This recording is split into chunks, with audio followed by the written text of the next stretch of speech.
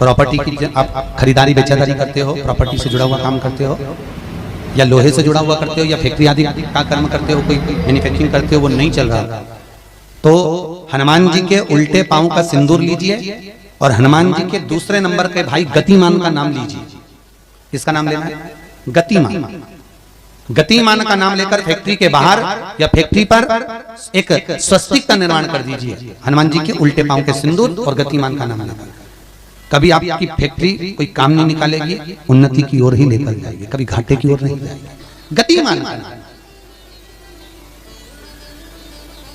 रतिमान, केतुमान, मतिमान, ये जितने भी नाम है हनुमान जी के भाइयों के, ये सब कल्याण करते हैं। एक एक नाम कल्याण करते हमारे, एक एक।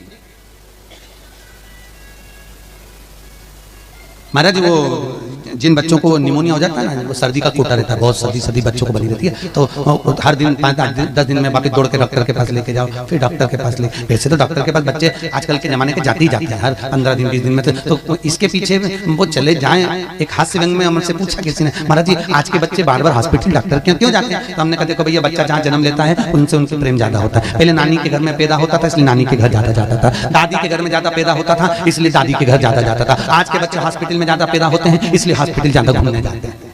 ये हास्य। पर यदि बच्चे को सर्दी ज्यादा होती है, निमोनिया ज्यादा होता हो, ठंडा का कोटा ज्यादा रहता हो, तो पीपल के 5 पत्ते महाराज उस पर घृत लगाकर हनुमान जी के तीसरे नंबर के भाई व्रतिमान का नाम लेकर, व्रतिमान का नाम लेकर बच्चे की छाती पर एक वस्त्र से उसको बांध दीजिए, रात्रि भर बंधे रहने दीजिए महाराज। और बांधना कौन से दिन है? द्वादशी तिथि को, बस एक बार बांधना है, उसके बाद सर्दी का कोटा नहीं रहता महाराज, बच्चा स्वस्थ अपने आने में। हनुमान जी महाराज के जितने भी भाई हैं सबका आनंद सुख। केवल एक दीवार ऐसी होती है जहां पर हनुमान जी का चित्र लगाया जाता है। चाहे तुम पर्वत उठाने वाला चित्र लगाओ हनुमान जी का, चाहे बैठे हुए लगाओ, चाहे रामायण पढ़ने वाला लगाओ, चाहे लंका दहन करने वाला लगाओ, चाहे राम नाम जपने वाला लगाओ, चाहे लक्ष्मण को संजीवनी देने वाला लगाओ, चाहे मौन मुद्रा में लगा दो, चाहे स्तुति में लगा दो, चाहे भजन में लगा दो। हनुमान जी का कोई भी चित्र लगता है तो ना पूरब में लगेगा, ना पश्चिम में लगेगा, ना दक्षिण में लगेगा। हनुमान जी का अगर चित्र लगता है तो उत्तर की दीवार में दक्षिण को देखते हुए लगता है, केवल एक ही स्थान। जैसे पूर्वजों के चित्र को, पितरों के चित्र को, गए हुए हमारे जीवों के चित्र को दक्षिण में विराजमान किया जाता है, उसी तरह हनुमान को उत्तर में विराजमान कर दृष्टि दक्षिण में कर दी जाती है। घर में हनुमान जी के जितने फोटो होते हैं उसको केवल दक्षिण दिशा में लगा, उत्तर दिशा में लगा बिठाते थे, और दक्षिण की ओर उनकी दृष्टि होना चाहिए, दक्षिण की ओर उनका मुख होना चाहिए। क्यों महाराज? अगर व्यक्ति के जीवन में कोई बीमारी आने वाली है, व्यक्ति के जीवन में कोई रोग आने वाला है, व्यक्ति के जीवन में अगर कोई कष्ट आने वाला है, व्यक्ति के जीवन में अगर कोई परेशानी आने वाली है, व्यक्ति के जीवन में कोई एक्सीडेंट का योग भी बनने वाला है, तो शास्त्र कहता है वो दिशा दक्षिण से ही बनता है।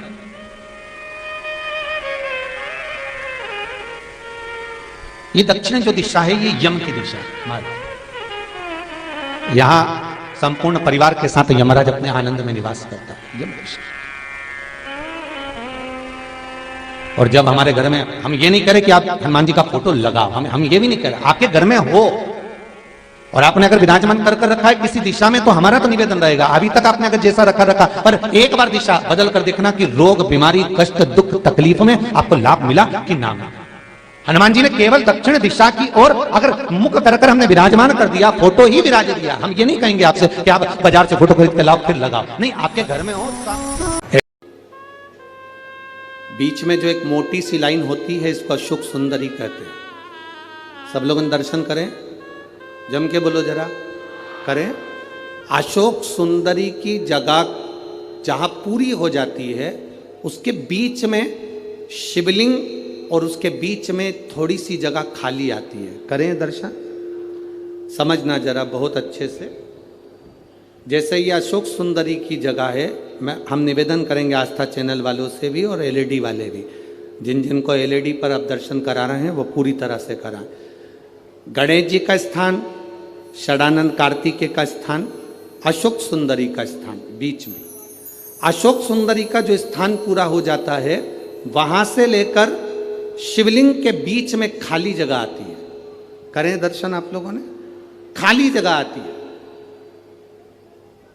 उस खाली स्थान की जो महत्वता है, ये जो अशोक सुंदरी से लेकर बीच में जो जगह है, ये भगवान शंकर की जो धर्म पत्नी है माता पार्वती, उनकी जो योगनियाँ हैं 64 योगनी, उनकी जो शक्ति पीठें हैं, उनकी जो सिद्धता है, उनकी जो सिद्धियां हैं, ये अशोक सुंदरी से शंकर के शिवलिंग के बीच में जो खाली जगह होती है, इस स्थान पर 64 योगनियाँ, देवियाँ, अष्ट सिद्धियाँ, नवनिधियाँ सब इस स्थान पर रहती है। इसलिए हमारे यहाँ शिव महापुराण की कथा कहती है, पूर्ण पूजन के बाद अगर कोई नारी, कोई पुरुष, कोई बच्चा, कोई बुजुर्ग अपने मन की बात का स्मरण इस जगह पर हाथ को रखकर, जैसे किसी के हृदय पर हाथ रखते हैं तो दिल धड़कता हुआ स्मरण होता है, उसी तरह यहाँ स्पर्श करेंगे और स्पर्श कर कर जब अपने मन की बात कहते हैं तो देव अधिदेव महादेव नंदी के साथ आकर प्रदोष के दिन कार्य की सिद्धता पूर्ण करते हैं। उस स्थान की मूलता होती है,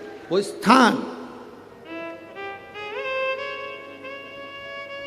समझ में आएगी ना। जगह को क्रोध करता है, दूसरा व्यक्ति इसका मजा लेता है और स्वयं क्रोध में, गुस्से में अपना काम बिगाड़ बैठता है। दूसरा व्यक्ति इसका मजा ले रहा है, क्यों करना क्रोध? क्या हो तो एक बेलपत्र लो, इस बेलपत्र को शंकर भगवान के शिवलिंग पर चढ़ा दो, 5 जगह पर जल चढ़ाना प्रारंभ कर दो। जैसे ये शिवलिंग है, ये जलाधारी है, जलाधारी के बीच में अशोक सुंदरी है, राइट में गणेश, लेफ्ट में कार्तिकेय हैं। जहाँ पर शिवलिंग रखा हुआ है वो पार्वती जी का स्थान है। ये शिवलिंग ऊपर से जो बूंद बूंद पानी जलाधारी से टपक रहा है वो शंकर भगवान की 5 लड़कियां हैं, जया, विषहरा, शामरीवारी, दौतली, देव। 5 जगह पर जल चढ़ाना प्रारंभ कर दो। अगर ज्यादा घर में क्लेश हो रहा है, गुस्सा आ रहा है, सब चिड़चिड़ कर रहे हैं, एक बेलपत्री चढ़ाओ, जल भर कर ले गए शिव जी के मंदिर, पहले अशोक सुंदरी पर चढ़ाइए, फिर गणेश जी पर चढ़ाइए, कार्तिकेय पर चढ़ाइए, इसके बाद में जलाधारी पर चढ़ाइए, फिर जल शिव जी पर चढ़ा दो अपने मन का भाव रखकर। 5 मिनट बैठ गए, शिव मंदिर में शंकर भगवान के शिवलिंग का स्पर्श करा, स्पर्श कर कर वही हाथ को लेकर अपने घर पर आ गए। दिल्ली में प्रवेश करते हुए कहीं हाथ लगा भी दिया, क्योंकि ये तो बल है मेरे शिव का, आप अंदर प्रवेश कर जाओ। ज़्यादा से ज़्यादा 8 से 9 मिनट लगता है। घर में कितना भी क्लेश चल रहा होता है, अपने आप 9 मिनट 10 मिनट के अंदर शांत हो जाता है। क्रोध